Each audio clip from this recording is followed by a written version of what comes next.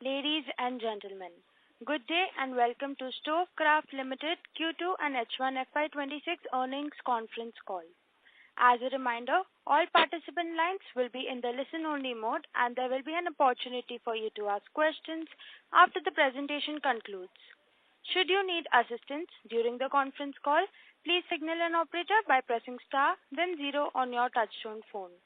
Please note that this conference is being recorded. I now hand the conference over to Ms. Vidhi Vasa from MUFG In Time. Thank you and over to you, Ms. Vidhi. Thank you and good afternoon. On behalf of MUFG In Time, I welcome you all to StoveKraft Limited Q2 and H1 FY26 earnings conference call.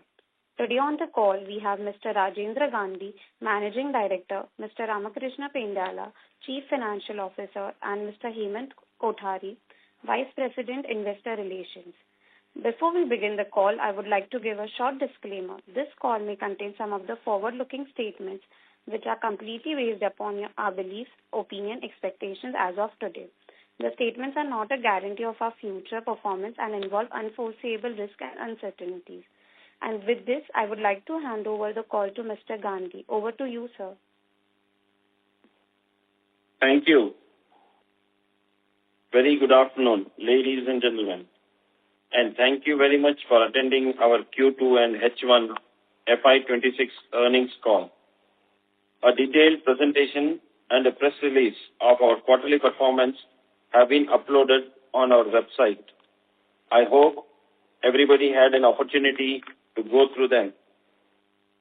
We delivered a robust performance across categories, driven by improvement in consumer demand and pickup for ongoing festival season, as well as operating and financial leverage kicking in and mentioning during the past interactions.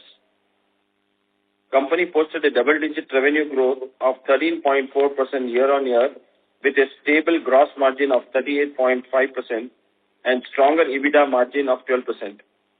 This has improved our PAT by 27.8% year-on-year, which indeed sequentially improved ROE to 10.1%.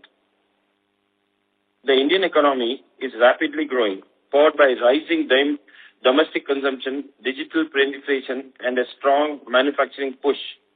The key trends shaping the industry is the increasing adoption of modern kitchens, which offer seamless functionality and aesthetic appeal. This has led to growing demand for appliances that are energy efficient, smart, and visually appealing, aligning with kitchen's design ethos. Among the key beneficiaries of this momentum is the home and small kitchen appliances sector, which has emerged as a vital pillar of modern Indian households. Supported by favorable government incentives and the rapid expansion of e-commerce and organized retail, the home and small kitchen appliance industry is poised for sustained and transformative growth in the years ahead.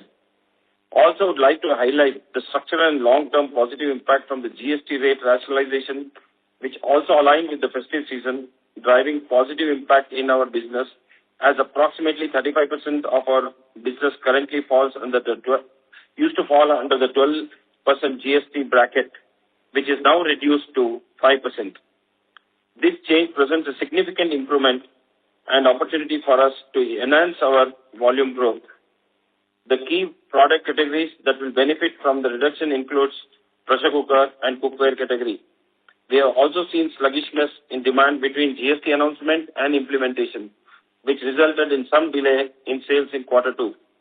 We feel GST reduction will bring long-term improvement in demand across categories, mainly the cookware category and the pressure cookers, in the quarters to come. Our foray into direct retail to company-owned stores marked a significant step forward in our journey, and it gives me immense satisfaction to share that our company's consistent performance and sustained growth have led us to an important milestone. We successfully added 300 standalone Pigeon exclusive outlets in our portfolio, driven by our flagship brand, Pigeon, in the month of October 2025. For the quarter, we added 16 new stores across different geographies. Currently, we are available in 120 cities and 21 states. This achievement highlights StoveKraft's strong momentum, reinforces our deep connection with households across India. Those stores not not only strengthen our brand presence, but also enhance profitability and growth for the company.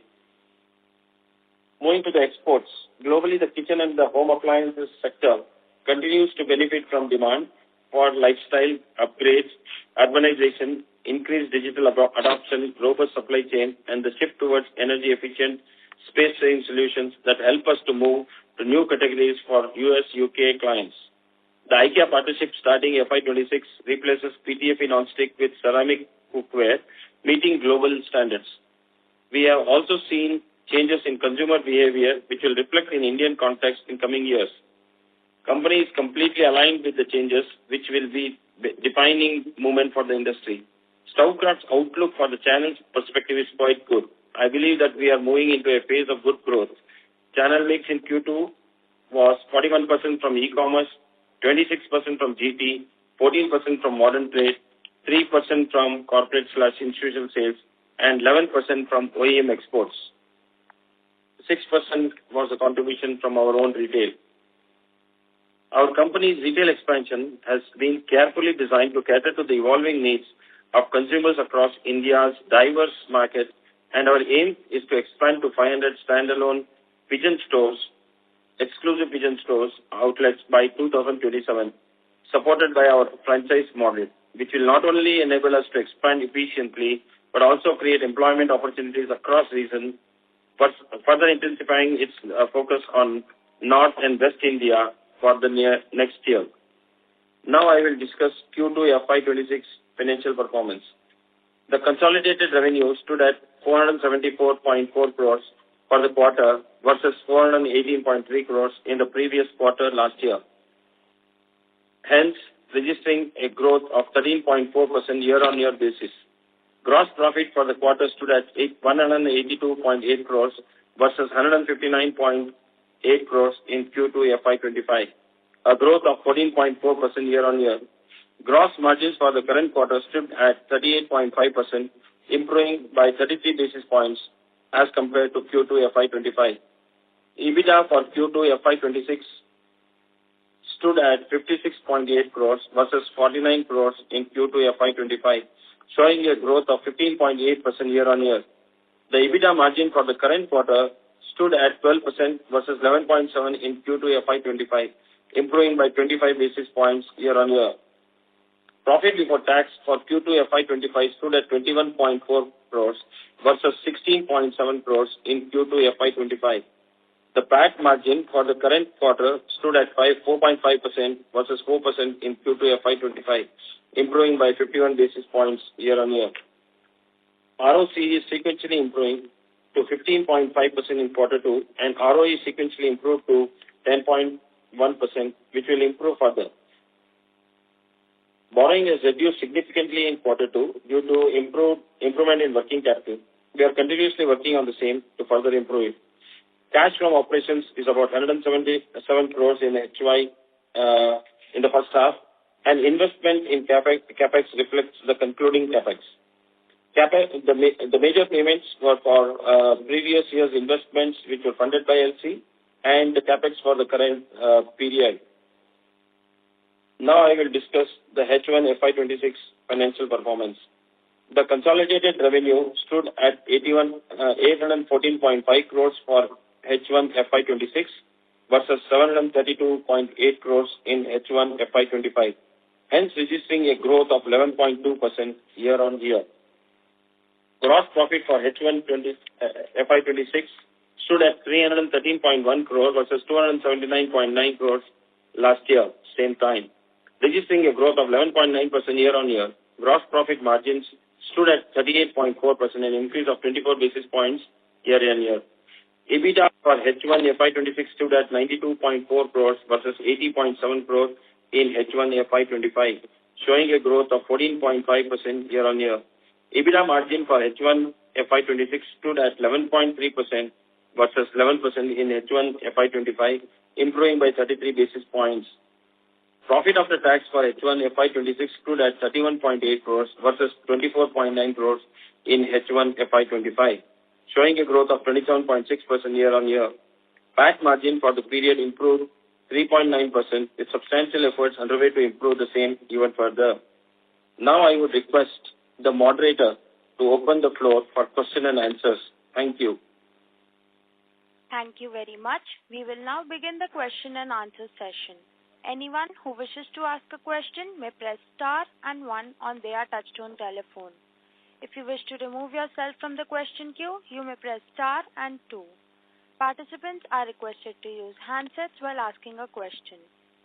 Ladies and gentlemen, we will wait for a moment while the question queue assembles.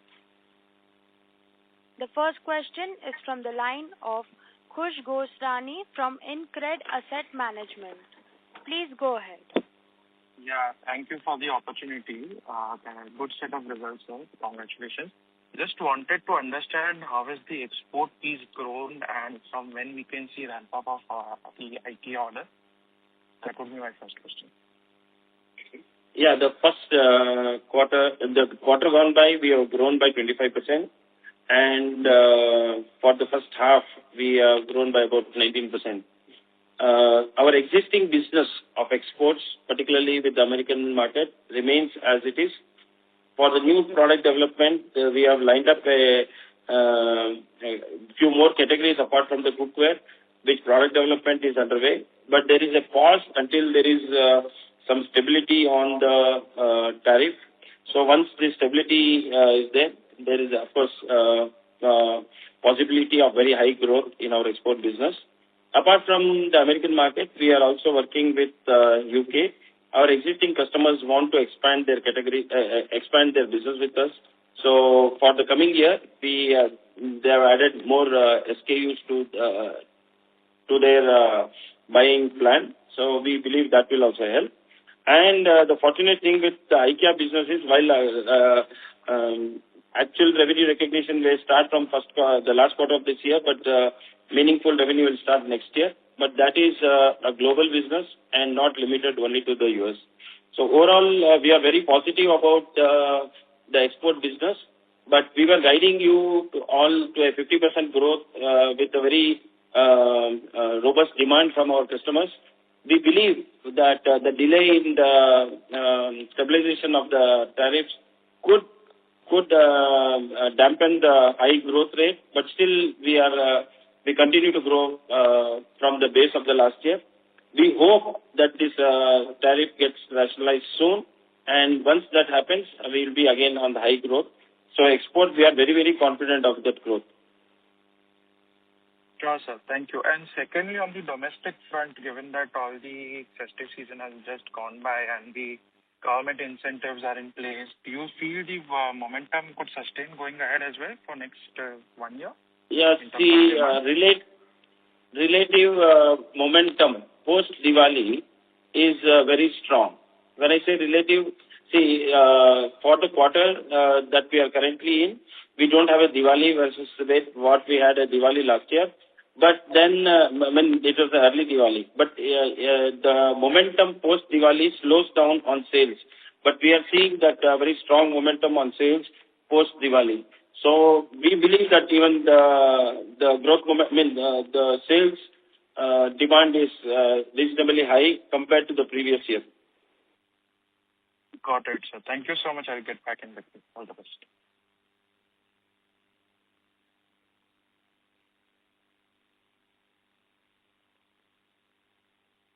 Thank you. The next question is from the line of Rehan Syed from Trinetra Asset Management. Please go ahead.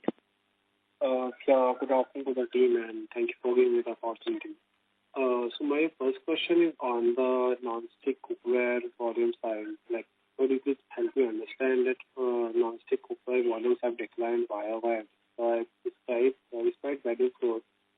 So, could you share the reasons behind this volume drop, or either what was the reason behind that, and whether there are plans to revive growth in this segment through pricing or design innovation, coming with something new?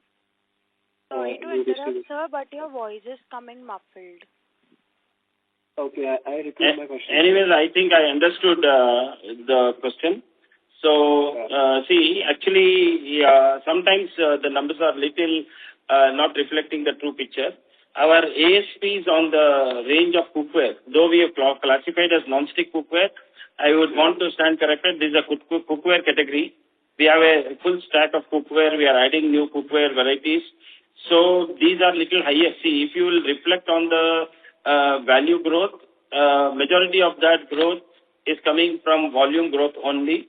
There is definitely input cost increase in the cost of products or the realization increase that is adding to the value growth.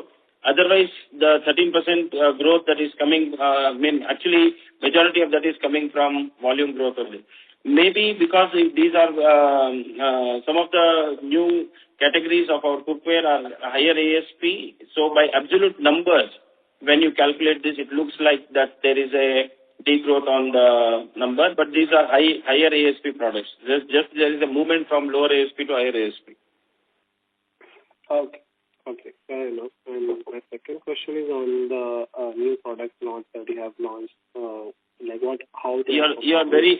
Can you be a little more louder, sir? Yeah, sure. Like, am I audible now? Yeah. Yeah. So, like, my second question is on your new product launches side. So, the company launched appliances like Tesla electric kettle or idiyappam maker.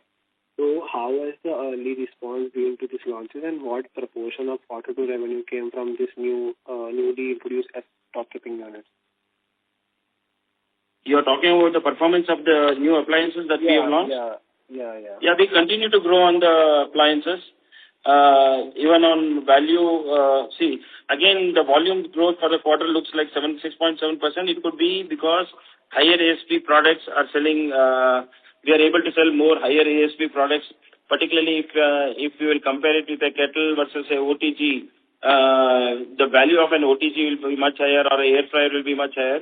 So, because we total all the appliances in under one line item, the volume growth may look subdued, but otherwise I can tell you of the 21.2% growth, majority of this growth is coming from volume, and there is small value growth, very, very small value growth, could be around 3%.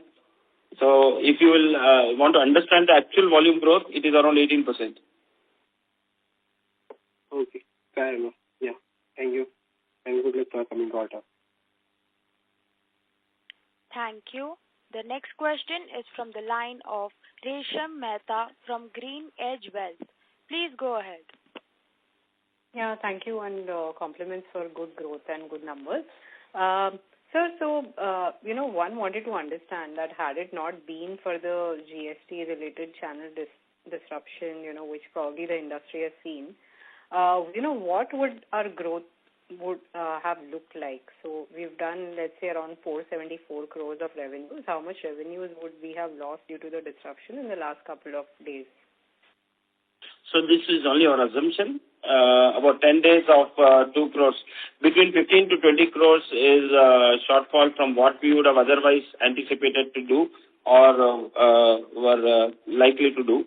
But I think, of course, for any consumer, if he's it is not that only 35% of our products are actually going into that reduction, but for the consumer sentiment, it was like there is a reduction in GST and my cost comes down. So customers either have postponed or deferred. So it's not that all of that sale will come back immediately, but in the long term, of course, many of the products that have gone through this GST reduction will definitely become more affordable for our consumers. So to answer your question, in my opinion, our assumption is 15 to 20 crores is what we believe we would have otherwise lost. Got it. And, sir, so GST rates have reduced on cookers and cookware, which is close to 40% of our revenues. But the press release says that, only 35% of our portfolio revenues will positively benefit from the GST cut.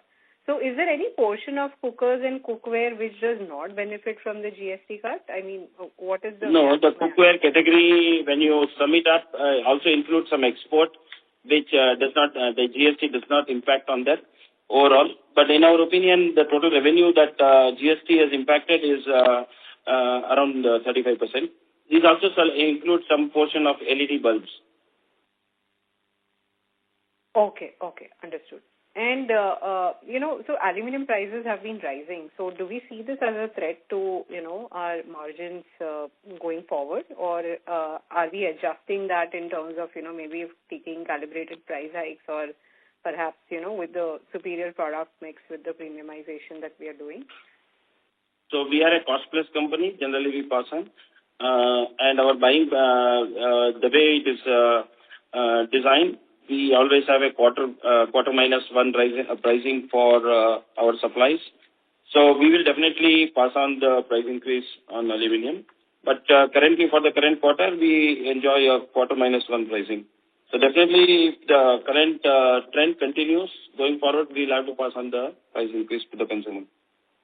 Got it. And with our EBOs, see, we are expanding very rapidly, right? And it's 300 stores, in 120 cities and 21 states. So, normally in retail, typically people, tend to expand in more of in a cluster fashion so that, you get more economies of scale, stores achieve break-even faster. I mean, are we spreading ourselves too thin geographically? Of course, we are stronger in the south. Even the contribution is stronger in the south, but we are today there across the country. Our larger expansion in the future will be in the north. We are already got into the west and, of course, in the central parts of the country. Today, as we stand, in the east, we have only 3 stores. North, we have 67. South is heavy, 205. And in the west, we have 26. So, of course, even today, the majority of the revenue, almost say 75% of the revenues are coming from the south, but we have the other regions. So, our more focus will be to expand the north and the west first and then move to the east.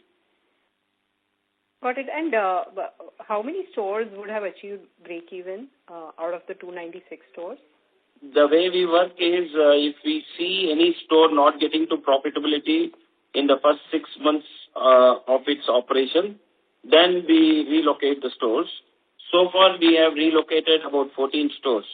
We don't believe that any of our stores, but for those that would have started in the last 6 months, if they're not achieving break-even, we will not continue those stores. So we do not have any stores that actually bleed at the store level. For us, the break-even is quite low. For us, the retail revenue of 2.5 lakhs, we break even. So, and our current average is 3.81 lakhs. Got it. And, on the exports business, you did touch upon it, but so we were doing a run rate of, close to 60 crores per quarter on this business. How much of that, so let's say in H1, for example, if we've done around 120 crores of revenues from exports, how much of that comes from the US specifically? More than 75%. More than 75%. And going forward, do we expect, this kind of slowness to continue, or do we still expect, at least for this year, the 60 crore quarterly run rate is doable? Excluding the IKEA. The third quarter is not big for exports for us. The first, second, and the last quarter, that is the fourth quarter, are almost the same. So, apart from the third quarter, I don't see any challenge in our exports. But we were anticipating very, very high growth on our exports with all the new product additions from our consumers. But particularly to the US market, the new products that are being developed are at pause until there is some stability on the tariff. So there could be a difference. So the third quarter will not be, even otherwise, historically the third quarter is not very large for our exports. The first, second and fourth quarter are what actually contributes to export. We continue to have our exports for our existing products. It's not that it is getting to zero, but the third quarter is definitely small. But annually, we can still do like a 240 crore number? No, if the tariff things stabilizes, definitely there is a possibility. Otherwise, I know we are guided for a 40-50% growth on our exports. If the tariff thing takes a longer time to stabilize, then maybe there'll be a little shortfall on that high growth expectation. Sure. And just last 2 data questions, if I may. So what is our new product contribution to our revenues over the last, so the products that have been launched in the last 2 years, how much do they contribute to our revenues now? And also, you articulated the channel mix in Q2 at the start of the call. I missed it. If you could probably just restate it. I will. See, on the new product, channel-wise.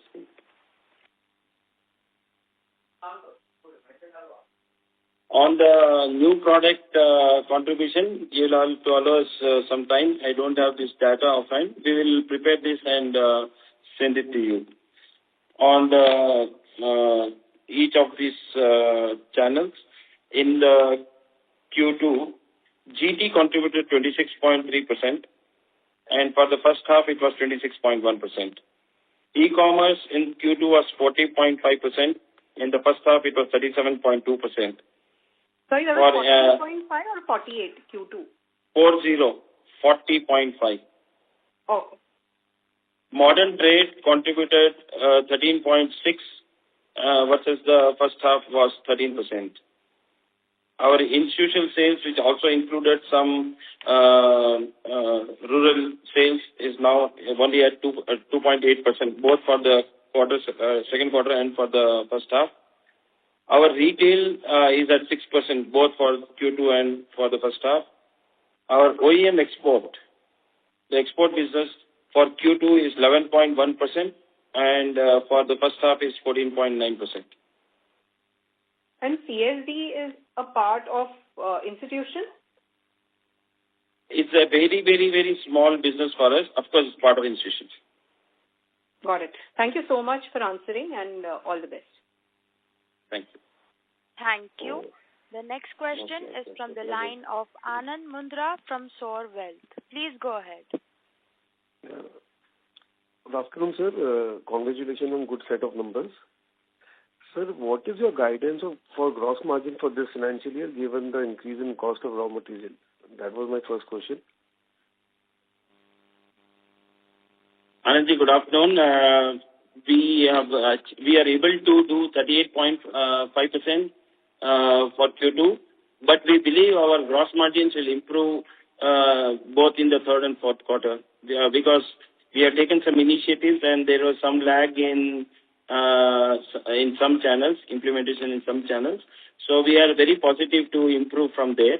We hope that for the remaining half of the year, we are able to achieve 39%. And for the whole year, it will be a little below 39, but we'll be closer to that. Okay, noted, sir. Sir, also, can you please give the details of rupees 3 crore forex loss that we have incurred in this quarter? So I can give you detail. Of course, it's all, see, we have a hedging policy and we have a very strong agency guiding us through it. But there has been a continuous rise in the dollar. So for dollars that we would have hedged, and if the dollar has actually gone up and our realization is at the hedge price, that's where it is. So if you want a little more detail, I will tell Ramakrishna. Ramakrishna, can you, if you have ready. So approximately we had 2.8 crores of forex loss, and mark to market was about 1.9%. And balance 1 crore is from the realized gain or loss, both from So I'll tell you, the net transaction to translation, what we call, was 2.8 crores. And mark to market is for what we would have hedged, and at the end of the quarter, what it is there. So that is 1.1 crores. Okay. No, actually, sir, what I was trying to understand is this captured as a part of gross margin improvement because we have incurred foreign exchange loss because we run a full hedge policy? So the sales revenue is at the point of sale. And so the margin is also captured at the point of sale, whatever is the current rate of the forex. And at the point of realization, the difference is then charged to forex gain or loss. Understood, sir. Now I understood. Sir, another question which I wanted to ask about exports. So you have given guidance for export for this financial. This excludes the IKEA business, which may start from January of next calendar year. Correct. But the IKEA business, while of course is a very, very important strategic association and in the coming times large, the relative contribution today in this year will be very small. It's just the beginning. And some meaningful contribution from that revenue definitely will be in the coming year, that is FY27. Going forward, that size will definitely grow. We have made very strong investments. They are also looking StoveKraft in a very strategic, as a strategic supplier, and also adding more within the cookware category. They are adding more SKUs to their order pipeline. But to answer your question on contribution from IKEA for this year, to the size of our exports, it is going to be very, very small. Understood. And for next year, it will be on a run rate basis, or it may gradually improve from FY27 onwards? So from the first quarter, of course, because we would have already started supplies in this year, from the next year, definitely you will see it is a consistent supply year round. And because we are adding some more SKUs, maybe that will start in the third quarter of next year. With those two, there will be some meaningful contribution and full scope you can see from FY28. Now, don't ask me the exact numbers. That will be very, very sensitive to share. Noted, sir. Noted. Thank you, sir. Thanks a lot, sir. Thank you, sir. Thank you. The next question is from the line of Netak from NV Alpha. Please go ahead. Hi, sir. Congrats on a good set of numbers. Sir, I missed your comments on exports which you made earlier during the start of the call, like the impact of tariffs, how will it be passed on, and how we see exports growing. So if you could just, throw some light on the same. So you are talking about tariffs being passed on, or? Yeah.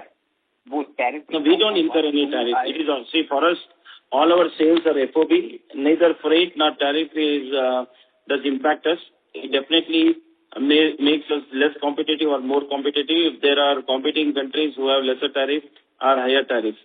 For us, it does not affect us in any way in terms of margin. Our sales are all FOB. But when I was mentioning about the tariff, we believe that this should get rationalized soon, and there should be some stability on the tariff.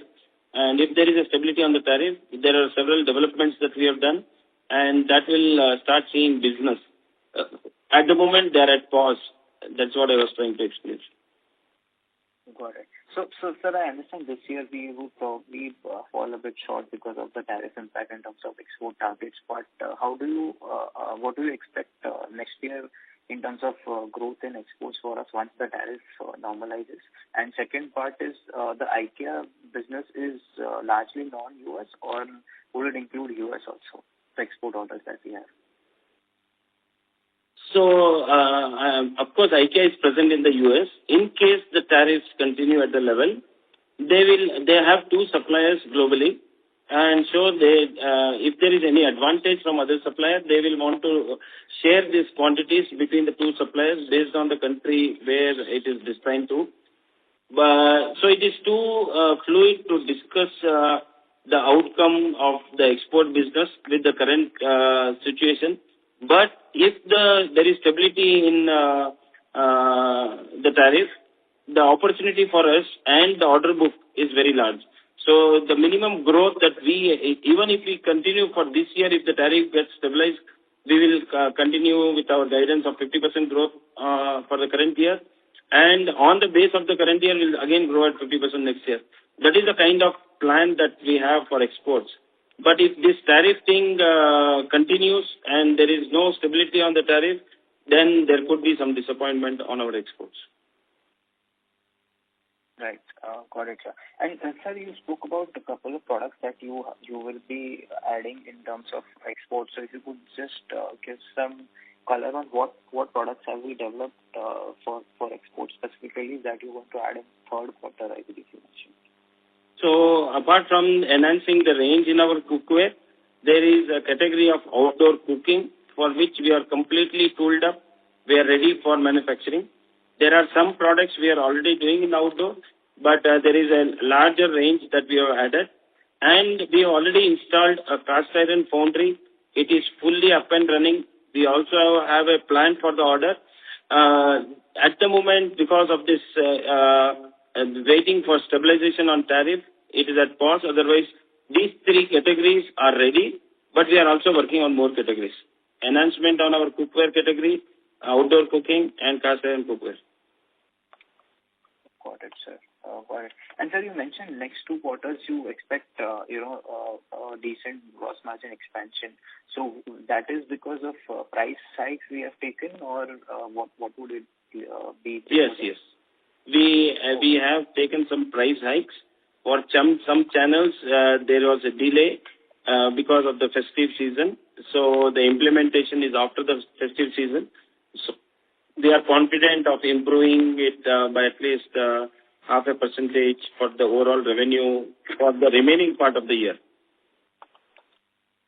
Got it. And from next year it will be 39% then maybe. Our endeavor is to move a little further from there, because again, when we start doing it, it's not that it may get for the whole year. Ultimately, for the near term, we would want to get to 40%. This is our aspiration, of course. Got it, sir. That's it from my side. Thank you. Thank you. The next question is from the line of Amit Agicha from HG Hawa. Please go ahead. Yes, thank you for the opportunity, sir, and congratulations for good set of numbers. Sir, I missed the number of stores which you segregated like the region-wise. 296 are the total stores. You said West is 26 and East is 3. Can you just repeat for North and South? I can repeat the...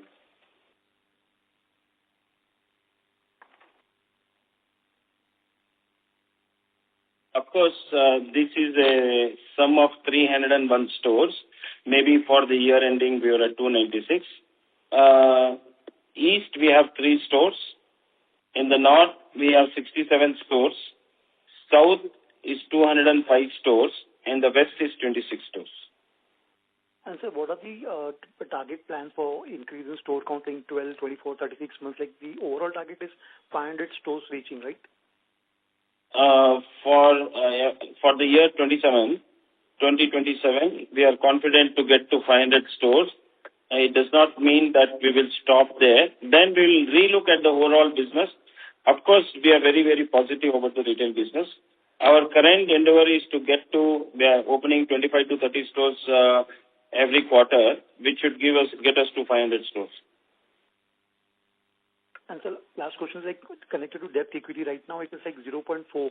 Like any plans to reduce further? Like what would be a capital allocation priority? So we have a gross debt of about 180 crores. This includes the non-fund based debt that because it is calculated as debt for whatever the kind of LCs we would have provided to our suppliers.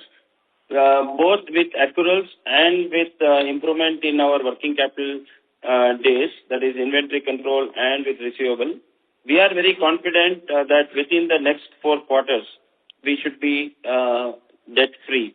The other accounting for the sake of India is because many of these things go through lease lease liability, particularly our retail stores or some of our other assets which are leased. So that below EBITDA item will remain.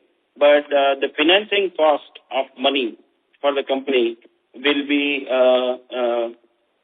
zero in the next 4 quarters.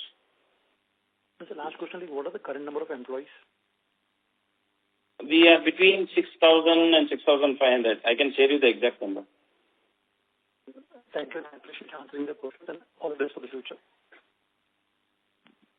Thank you. The next question is from the line of Lakshmi Narayana Ganpati from Tunga Investments. Please go ahead. Yeah, thank you. I want to understand there has been entry of a lot of brands in especially in cooker and cookware, be it Stahl, Bergner, LG there, and I saw a Brazilian brand called Tramontina or somebody. So what does that mean for us? Is the market expanding or more players coming in for the lesser number of market expansion? How to think about it? That's my first question. Second question is that you talked about cost plus model. In your key product categories, how do you index your cost on, who are the competitors you actually would benchmark yourself in terms of price increase as well as decrease? These are my 2 questions. On the pressure cooker is a fundamental appliance for any kitchen in India. every household would want to have a pressure cooker. With gas connections across the country, with every household, this has become every household appliance. And is also now that for ease of usage, there are multiple sizes of pressure cookers used by the same family. Having said that, we have these three advantages. That is what is driving our growth. We are acquiring a lot of market share while the market is growing. The advantage that the company has is we have a very strong manufacturing facility which can control cost. We have a strong distribution network across the various channels that we have been discussing. So we are available, and of course, because the brand is, we make a large number of products and satisfied customers we are growing our number of customers every day. The brand is growing. With all these three, we are able to make a difference between any new entrant, existing larger players. We are actually getting to leadership. But for value on volume, we believe we are already at leadership in the pressure cooker business, but it is not stopping. The opportunity in the pressure cooker is growing. You can also see in the last quarter, we continue to grow. There is a huge opportunity on premiumization in pressure cookers. That is the other growth opportunity, and we believe that the pressure cooker we are poised to lead in this country. On benchmarking any competition, we believe that these are our three strengths. We will continue to work on enhancing brand value for our consumers, add value to them, add value to our products. We will continue to work on being very, very affordable for our consumers. The larger consumer base in India will continue to be very cost conscious, so we will continue to do that. And we will try and keep on strengthening our distribution network, be as easily available to our consumers across the nook and corner of the country. Maybe we are also exploring some geographical expansion beyond the country for our distribution, which is a work in progress. We will declare it in the appropriate time.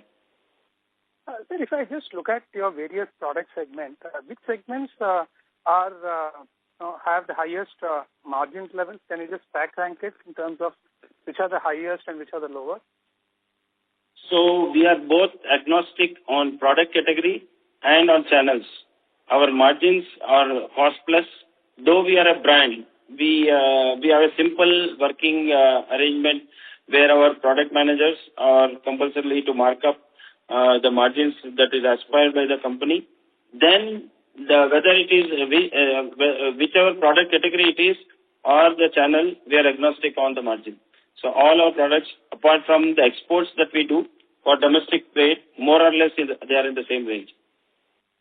Sir, and if I just look at pricing in your online channel, which is your dominant channel, I see that for the similar products, there are you are actually cheaper by almost double-digit percentage.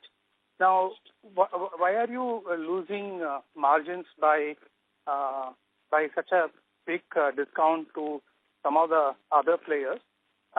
Is it something which is conscious that you are happy to have this margin, or you think that after market capture you would kind of bring this particular discounts down? So there is an endeavor to work on our margins. I think if you will study our financials, in the last 3 years, we have moved from closer to, while the design of the business was 35% gross margin, we had slid down to 32.5%. We have got to 38.5%. We believe there is a scope to further improve. We will gradually do it. We will not want to miss out the mode of being the most affordable brand with the right quality and the distribution network that we want. And we will not want to leave our position that we are there. We are considered as a value brand. We want to continue to hold that position, make it more stronger. It does not mean that we will not have healthy margins. So, so we do all these three. We continuously work to bring our cost in control, and then so we are able to give the price at the price points that we give to our consumers. On your other question about the channel discounting, there are some periods in the year when the accumulated profits by these channels are plowed back to give some discounts. This does not come from our margins. It is the margins that they provide for during this very special periods. We try our best to manage the channel conflict, but sometimes there are instances where what you mentioned, there could be some difference. Okay, so just last question. So if you look at various parameters like sales growth, gross margin, EBITDA, and then post-Ind AS, pre-Ind AS, as well as return ratios. As a company, what do you actually focus? Which is your single most focus? Is it sales or return ratios or the operating margins? Which is something you like ultimately, because we have been investing on our manufacturing for the last 4 years, that's why you see a little deterioration on our ROE and ROCE. Ultimately, it is to get to double digit, or I can say ultimately it is to get to closer to 20% on these ratios. That is the objective of the company, which can then definitely keep all these parameters healthy. We are confident with the current margin, and as we grow and a little improvement on our gross margins, we'll be able to get there. We don't have to do substantial increase in our gross margins. Even with smaller 1 or 2% change, with a little higher, healthier growth, we'll be able to get there. To answer your question, our ultimate target is to improve our ROCE and ROE. The company is working on that. Okay. Thank you, sir. Thank you so much for your detailed answer. Thank you. Thank you. The next question is from the line of Nikat Kaur from Dolat Capital. Please go ahead. Hello. Congrats on a good set of numbers. So can you provide some color on the South and non-South performance in Q2? See, because we are now there across all the channels, definitely we are still heavier on the South. We don't have the exact numbers. We can share with you the sales numbers of South and non-South. But now, as a company, more or less, we are at 40-60 now. We are 40% in the South, and the rest of the country is 60%. And we have to exclude the exports out of this. But we will share you the exact numbers. Okay. And do we maintain a guidance of improving our EBITDA margins by 1 percentage point in this in FY26? Yeah, we are confident of improving 1% EBITDA by over last year. Okay, sir. Thank you, and all the best. Thank you. The next question is from the line of Raman from Sequent Investments. Please go ahead. Hello, sir. Can you hear me? Yeah, you're loud and clear. Hi. So, my question is mainly on the stores part. What's the capex per store?